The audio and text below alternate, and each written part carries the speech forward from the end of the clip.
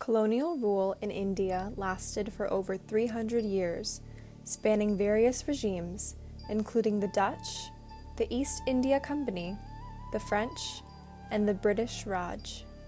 Although India faced centuries of oppression, almost a third of which was by the British Empire, the British regime had a large part in developing India's infrastructure and conducted many projects to develop roads, railways, and ports.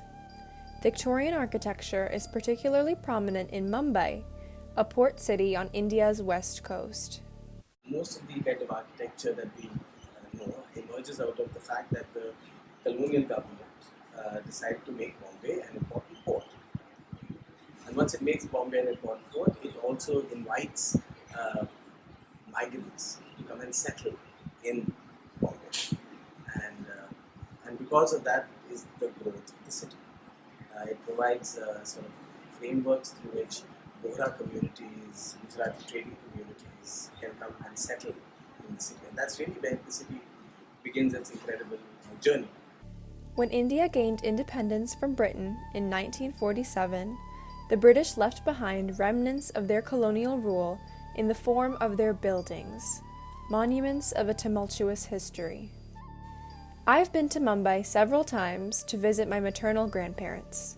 For me, this city has always been a second home, the place where I am always welcomed with open arms. This summer, I decided to take another trip to this city with a slightly different purpose: to understand how the colonial era heritage structures in Mumbai function in the modern era. How does Indian culture manifest in its architecture, and how do Mumbai's colonial buildings interact with the city's architectural landscape? During my trip to India this summer, as part of my Monroe Scholars Program grant, I aimed to get close to an answer.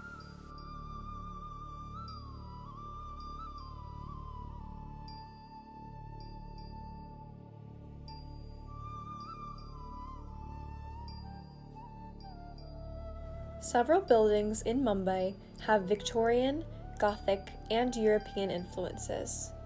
I examined the tall spires of the Chhatrapati Shivaji Terminus train station, formerly known as the Victoria Terminus, the ornate Renaissance ceilings in the Bao Daji Lad Museum, once called the Victoria and Albert Museum, and the Grecian porticos and Doric columns of the Asiatic Library.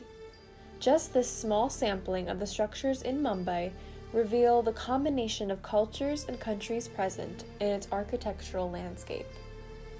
Today, many of these colonial-era buildings are still in use.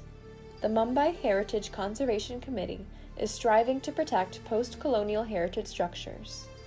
To me, that's not even a question, because if you don't preserve the past, you don't understand the present, and you have no idea about your future. So I'm very clear on the importance of what's gone before. So when we first started building up the Heritage Committee, there was no listing. I've gone around literally listing buildings, one by one. And that's how many of us, got together and worked on this, because we realized the importance of the built heritage. Can you imagine if you didn't have the past? Then what do you relate to? While these buildings represent an era of strife and tension, it's impossible to erase them or the colonial past from India's history. Rather, the heritage structures serve as a reminder of the country's past, grounding the landscape as it progresses in the modern era. Colonial history is an integral part of our history. So these people, they came in connection with trade, and then they settled with sole interest to exploit India. They came and ruled India for 250 years. And this is something we cannot erase. History is history. But even Mumbai's colonial structures have Indian influences. Take the Gateway of India, for example, a prominent tourist destination and a grand arch once built to celebrate the visit of King George V and Queen Mary to Mumbai. The last group of British troops left India through the Gateway. Its Indo-Saracenic style, designed by George Vitet, boasts a combination of Western and Indian features. The large arch is modeled after that of the Romans, yet the decorations and ornaments on the structure are influenced by Hindu and Muslim styles. In this structure, colonial and Indian identities are in direct opposition of each other, yet they seem to coexist. So there was no one style, frankly. It's quite a mishmash of many, many things. It's not pure Gothic or pure Venetian Gothic or pure Victorian Gothic or or even pure Art Deco. There's always been Indian influences coming in many different ways. The architecture in Mumbai serves to highlight the resilience of its people. It confronts the city's colonial past head-on and acknowledges it while highlighting the local culture that persists even in British-built heritage structures. To imagine that there's a kind of that the that, that's one against the other. That there's something outside that's called the British colonial government, and there is the Indian entrepreneur and the Indian sort of movement as two separate things is also a misreading, I think. Is that there are forces that are embedded in certain ways of imagining, certain ways of imagining work and life, where they are in partnership sometimes in tension with each other. And it is in those forces that the city of Bombay emerged. The combination of architectural styles present in Mumbai gives the city a profile like no other. One of the most prominent examples of this is the Chhatrapati Shivaji Museum, CSMVS, formerly known as the Prince of Wales Museum. While the building is a colonial structure, also designed by George Vitet, it features an unprecedented combination of cultures, including stylistic elements from Hindu, Muslim, and Buddhist philosophies. You find, incorporation of all major religious architectural elements in this building. So it's a cultural, I say cultural unity. When you look at Buddhist, Jain, Hindu, Islamic and Western architectural elements. The dome is a copy of Galgamba's mosque. There are 8 pillars in the circle. They are copies of Vimalabhashini temple, Mount Abu, Jain temple. This kind of chaitas you find in Buddhist cave architecture. These are not Islamic, this is Buddhist. And then there are Mughal jalis. You will find several Mughal jalis and Islamic elements. So that's the beauty of this building. The CSMVS's cultural unity serves as a model for the city of Mumbai itself, a collection of architectural styles and an ode to history unlike any other in the world.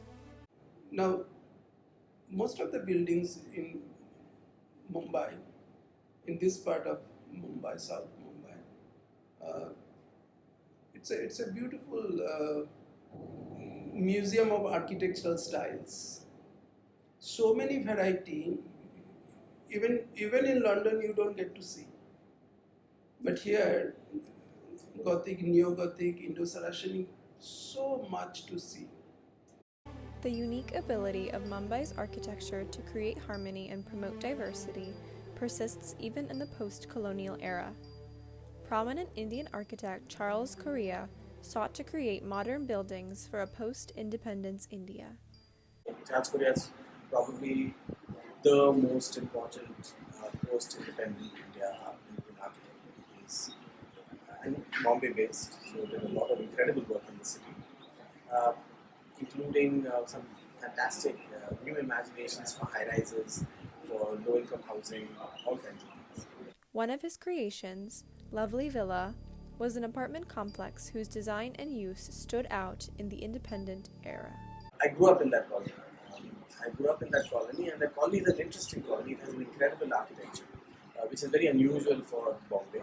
It is it's on a hill that's full of mango trees. It has terrace gardens.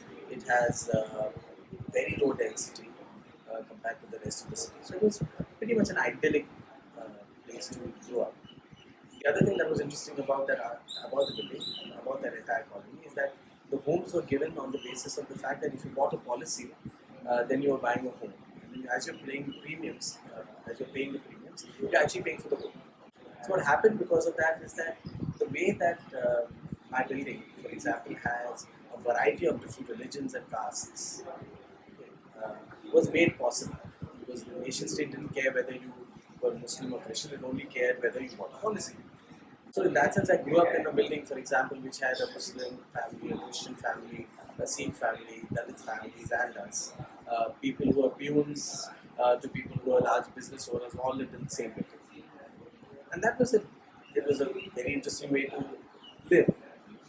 Lovely Villa, and many post-colonial structures like it, was created for a purpose stretching beyond Mumbai's present. When you're building architecture, when one is building architecture, one is always building it for an imagined future. You're not building it for really the problems of today, as much as you're building for the possibilities of how you're going to be living in the future.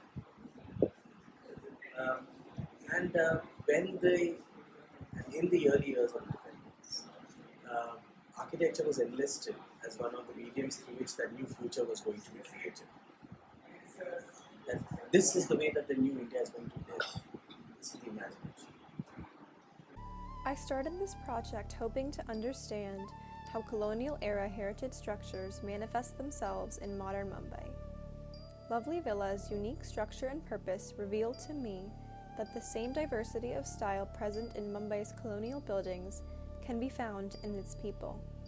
Just as the city of Mumbai is a museum of various architectural styles and muses, its people represent a diversity of lived experiences. Post-colonial architects drew on colonial structures to envision a future for the city where these lived experiences could coexist. The architecture of the colonial era helps tell the story of modern Mumbai. Architecture is, as they say, the mother of all arts, and it is it's perhaps the only one where there's continuous interaction with people, how they live, how they react. It's not just a visual art, unlike painting or sculpture or any other, or music where you listen, where you see. It is something where each person is continuously involved with the spaces, with the function. It can enliven them, it can raise their spirits, it can depress them. So architecture is very, very unique and complex, and it reflects the history of where it comes up, but it's not a straight line. It's very complex, and I think Mumbai perhaps is the city which really exemplifies that, because there are many, many different threads of architecture that run through this city. Becoming a tourist in my own city taught me so much about a place I had always called home. I looked outside in order to make discoveries within, and my study of Mumbai's architecture led me right to the city's heart, a community of people who overcame centuries of colonial rule to thrive in a reimagined world with a renewed sense of unity and culture. Thank you, Mumbai. I'll be back.